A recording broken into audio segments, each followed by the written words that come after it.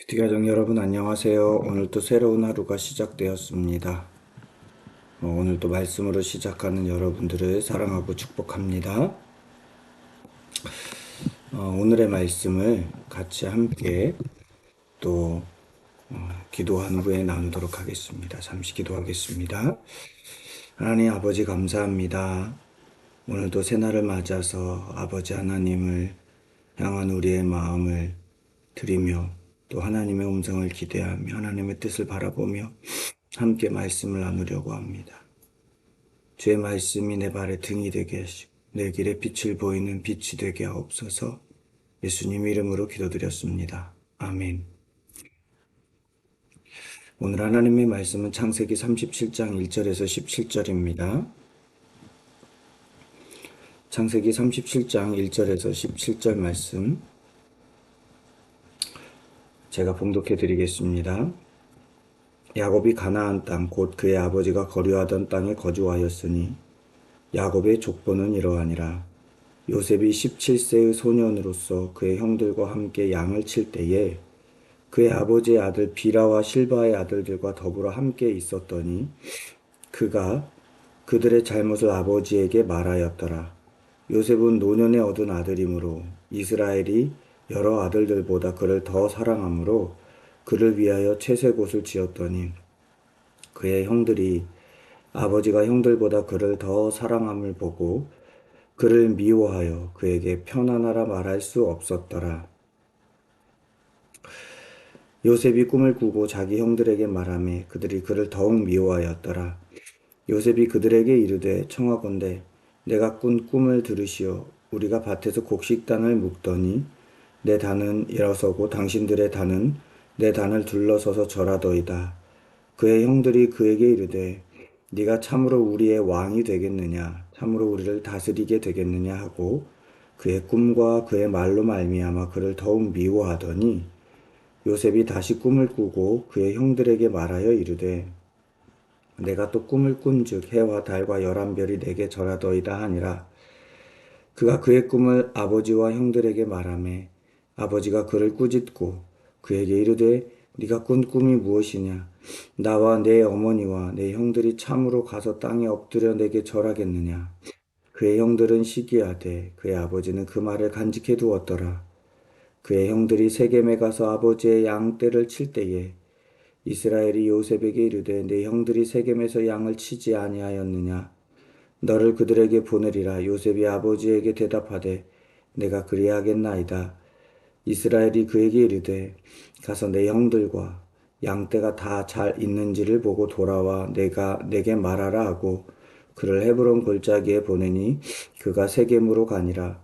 어떤 사람이 그를 만난즉 그가 들에서 방황하는지라. 그 사람이 그에게 물어 이르되 네가 무엇을 찾느냐? 그가 이르되 내 형들을 찾으오니 청하건대 그들이 양치는 곳을 내게 가르쳐 주소서. 그 사람이 이르되 그들이 여기서 떠났느니라. 내가 그들의 말을 들으니 도단으로 가자 하더라 하니라. 요셉이 그의 형들의 뒤를 따라가서 도단에서 그를 만나니라. 오늘 말씀은 유명한 요셉의 이야기가 시작되는 그런 이야기죠. 그런데 오늘 요셉의 이야기에는요, 요셉이 미움받을 만한 행동들이 참 많이 나옵니다.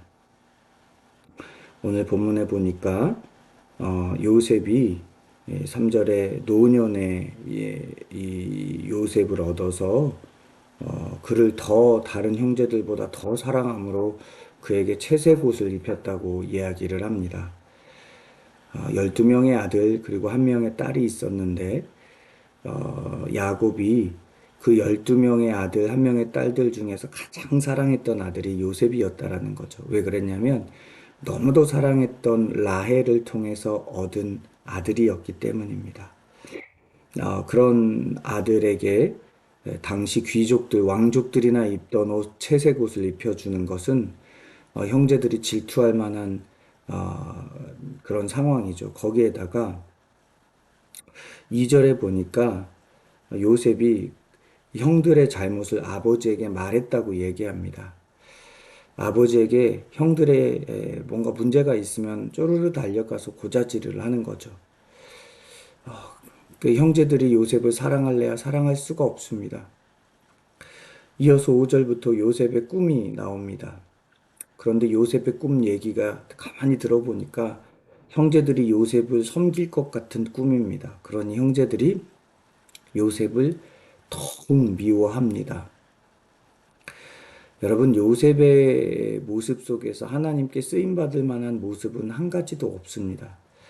여기까지만 보면 그냥 부족한 것만 가잔뜩 드러내놓은 그런 요셉의 모습이 있죠.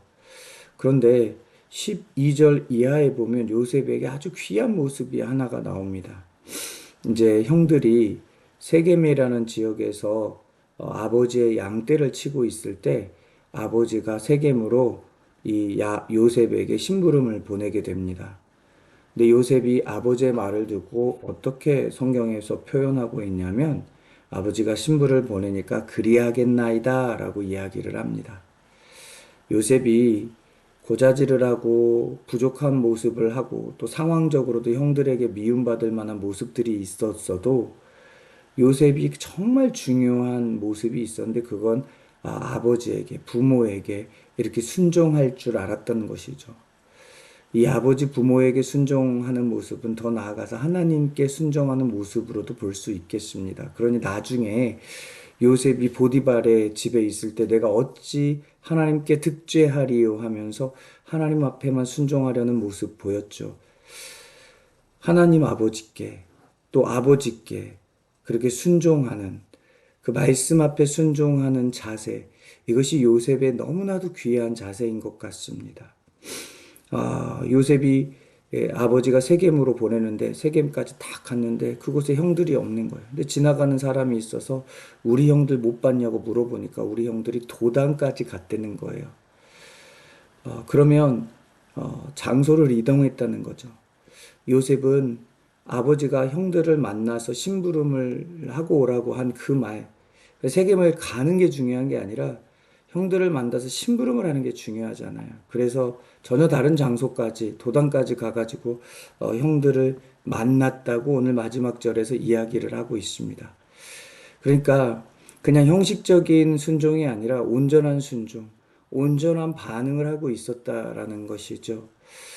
어쩌면 우리 안에서도 요셉처럼 부족한 모습들이 분명히 있을 수 있습니다. 그러나 하나님은 우리에게 귀한 한 가지, 요셉에게 귀한 한 가지를 보고 요셉을 귀하게 사용하셨던 것처럼 우리에게 귀한 한 가지의 모습을 보고 하나님께서는 사용하시게 될 줄로 믿습니다. 특별히 오늘 요셉이 그리하겠나이다. 13절 마지막에 그리하겠나이다 나오는데 우리 안에서도 이런 요셉의 그리하겠나이다의 영성이 일어나기를 소망합니다. 그런 자가 하나님의 뜻을 담아 하나님 말씀을 살아내고 설 수 있습니다. 참 저를 돌아보면 이 말씀 앞에서 저를 비추어 보면 그리하겠나이다 영성이 부족한 자입니다. 그리하겠나이다의 영성, 오늘 하루 순종으로 나아가는 저와 여러분들이 되셨으면 좋겠습니다. 기도하겠습니다. 하나님 아버지 감사합니다. 요셉이 부족한 모습들이 참 많았지만 형들에게 미움받을 그 상황들이 참 많았지만 너무나도 귀한 한 가지는 아버지 말씀에 그리하겠나이다 했던 그 순종의 영성, 끝까지 세겜에서부터 도단까지 이르러 아버지 말씀을 끝까지 준행하려고 하는 그 자세와 태도, 그것이 우리에게 있게 하여 주옵소서. 우리를 돌아보면 그런 모습보다는 때론 타협할 때도 많지만 하나님 한 걸음 더 내디딜 수 있도록 도와주옵소서. 성령님 도와주옵소서. 오늘도 우리를 붙드실 것을 감사드리며 예수님의 이름으로 기도드렸습니다. 아멘. 오늘도 하루를 승리하실 여러분들을 사랑하고 축복합니다. 감사합니다.